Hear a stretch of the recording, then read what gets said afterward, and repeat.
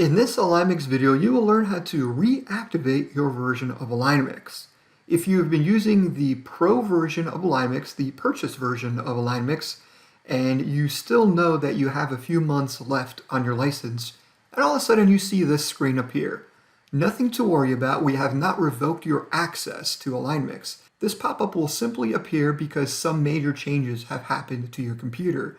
Either you've had a big Windows update or something caused your computer for its ID to change.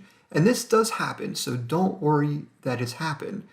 If you do need to reactivate AlignMix, simply click here on the email button and your email client will appear and it will populate all the information necessary. And then you simply click here on the send button. When you click on that send button, you will send an email to the AlignMix team. When we receive your email, we will then be able to generate a new activation code for you. After the AlignMix team receives your email, we will send you back an email that looks just like this.